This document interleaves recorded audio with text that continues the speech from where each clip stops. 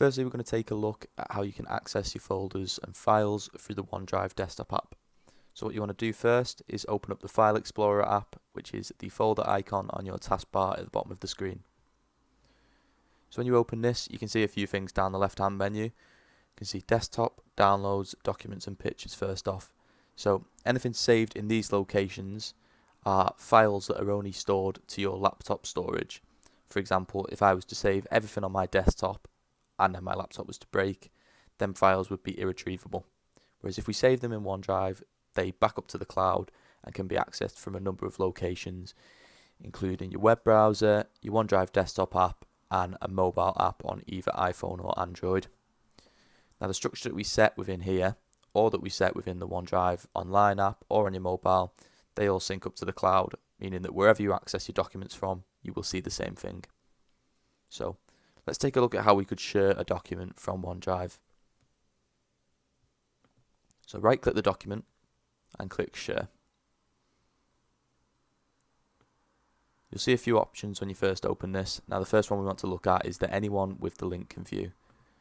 So you have a few different options for sharing here, and this basically just dictates the permissions that you're going to set on the link. So firstly, anyone with the link, what this means is if I was to share this with Adam, I could then copy the link and send it over to him by Teams or by Yammer or any other way that I wanted to send him over the link. I could copy and paste that over. Or I could simply click send and this would send him the link via email that you could then access. Now, if I have anyone with the link can view, this means that Adam could then forward that on to anyone else and they could access, and that would mean both internally and externally. So not the most secure option if you want to keep this quite locked down to specific people. So the next option is people in One Manchester with the link. So a similar premise on this, except they couldn't share the link with someone external. I could send this on to Adam and he could put it in a Teams channel, he could email it on to a group and they would still be able to access. But if they didn't have the One Manchester domain in their email, they wouldn't be able to do so. And again, the same thing, we can copy the link and send it over to Adam, or we can send it and it will send him an email. Next up, people with existing access. Maybe not a feature we'll use that much, as we're not able to give somebody new access to this document. As you can see, they don't already have access to the item, so we're not able to use this to add permissions for somebody. What we could do for this is, if Adam already had access, we could put his name in and copy the link, or we could send it to him. And this is basically just a reminder, if somebody loses the link to the document and they can't access it anymore, that you can reshare it with them. And last but not least is specific people. Now it's important that you tick the allow editing box if you want the person to be able to make changes to this document, and keep it unticked if you just want them to be able to view. Now what this option does is it will give Adam permissions to the document and then send him the link. So if Adam was to send that link on, the other person would not be able to access this, as it's not added permissions for them. If we wanted to do this, we would again copy the link and send it directly to him and send on, and this is the most secure way to do it, and you can also share it with people externally. Okay. Now the next thing we can look at is how your documents sync up to the cloud. So as you can see in the bottom right, we have a OneDrive cloud symbol, and this just means that it is currently running. If you click this, you can see that OneDrive is up to date. So what we might want to do to test this is, I have a document prepared here, and what we can do is we can save this directly to OneDrive. So if we do save as, OneDrive will show us an option on the left hand side, and we can simply just put a document name in here. So you can see as soon as we put that in, 1 second ago this synced up to the cloud.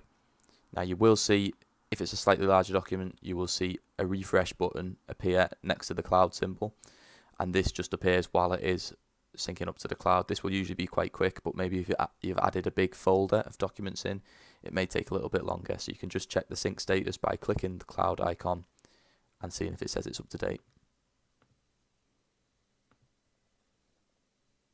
So what we want to look at now is how we can access OneDrive online through our web browsers. So this includes Google Chrome, Microsoft Edge, Internet Explorer, Firefox, or whatever you use on a daily basis to access the internet. So in this case, we're going to use Microsoft Edge as an example. So just launch your browser, and search portal.office.com in the search bar at the top. So this will take you to a page that shows all of your Office 365 apps down the left hand side. So we just want to click OneDrive. What you might want to do is favourite OneDrive just for easy access when you are launching your browser in the morning. As you can see straight away, there are a few more features, but ultimately all your folders and files look the same, which is what I was saying before. All your files will constantly sync with OneDrive, so no matter where you're accessing from and how you're accessing, whether that's OneDrive online, the desktop app, on your mobile app, or through the WVD, it's always going to look the same, and the changes that you make will reflect. So if you want to upload a file or a folder, simply click the upload button at the top. As you can see, you get two options, files or folders. So files would allow you to upload a single document or a single photo. So for example, if we wanted to upload just a PDF, let's put that in. Okay, so because we've done it from the launch screen, this will just upload to our OneDrive root folder, as we'd call it. It won't go into a specific folder, so as you can see, it uploads straight here. Now we could do the same with a folder as well. So what this will do, if we just select the first folder, this will upload any subfolders or contents within. So as you can see, it comes up at the top to give us a sync status, and it'll tell us as they all upload.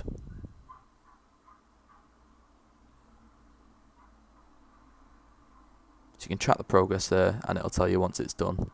So let's just refresh the screen.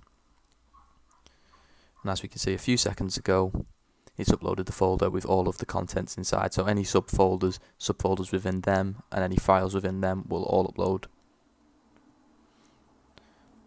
Okay, so let's look at how we can also create a document or create a folder within OneDrive. So what we can do is you can go ahead and create a new folder. So let's just call it test folder. And straight away this will show up within your OneDrive, and again this would reflect over to OneDrive desktop app once it syncs. It reflects to your mobile. Any other way that you'd access OneDrive, this folder will also show up. Then we could go into that folder, and similarly we could upload anything into here. So because we've clicked the test folder, anything that we upload will go straight into here. What we can also do is you can create documents from the OneDrive screen. So if we do a new Word document, for example. Okay, so let's just write something in here.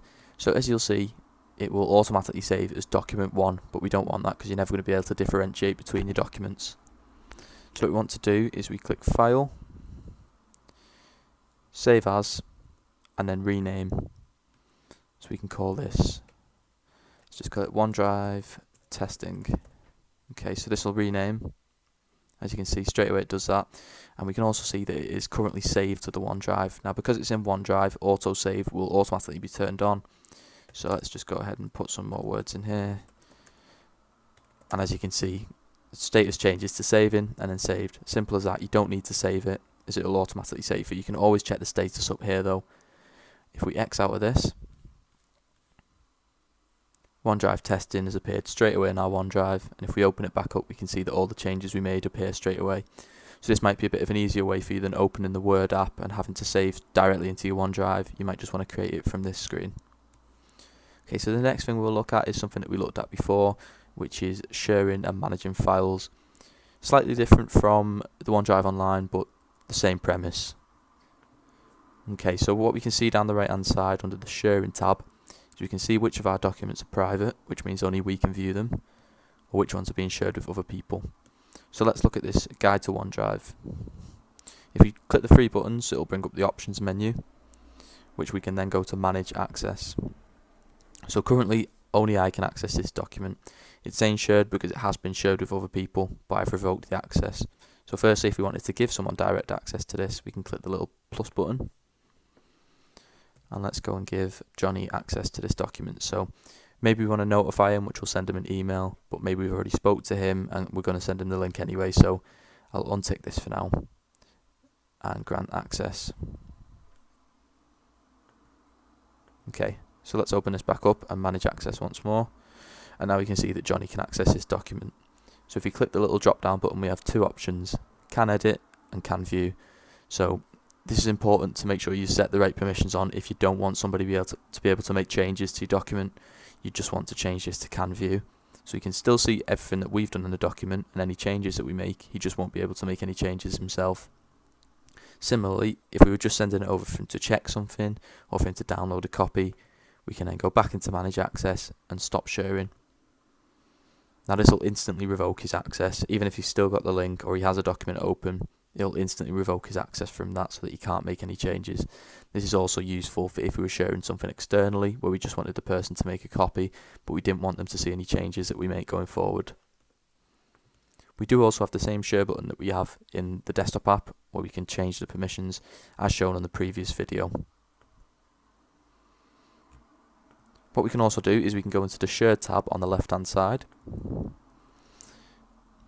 Now this splits it down into two categories, shared with you and shared by you. So shared with you will show you anything that's been shared with you from somebody else's OneDrive. So for example, these documents that Roger has shared with me and that Adam has shared with me, we can access by clicking here. Now this is useful for if somebody's shared a link with you, but you've not saved the link anywhere or you've not saved a copy of the document. You can come back to here and you can locate it quite easily without having to ask them for a link. Now also we can see shared by you. So obviously we're seeing in my files that we can see down here which ones have been shared by me. But if you've got a lot of things in your OneDrive, you might not want to be scrolling up and down for ages. So we can go into shared, shared by you, and we can see any documents that we've shared with other people. And then we can manage the access from here, which can just be a little bit quicker for you. Another thing that we can see in the menu is recycle bin. Now this works really similarly to the recycle bin on your desktop. So anything that you delete will automatically go into the recycle bin before it permanently deletes.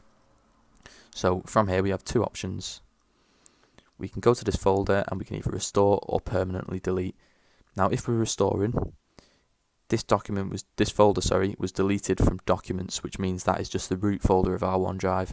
If we're to restore this, it'll go straight back into the same place. Whereas if this was in a folder, within a subfolder, in a bit of a longer file path, it would again return to the same place. So let's just restore this.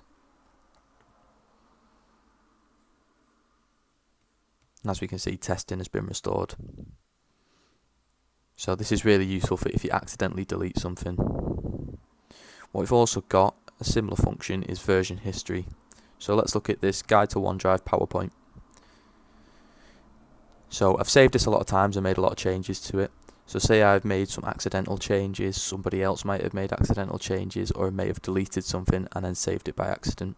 What we can do, and this will only work with a document or a file, it won't work with a folder. We can click the options menu and then version history. And as you can see, every time that this document is saved, it's created a copy. So you can kind of pinpoint what time you would have been working it on, what date, and you can click the options menu again on this and you can open the file. So this is handy because you can open it and you can check the changes before actually restoring.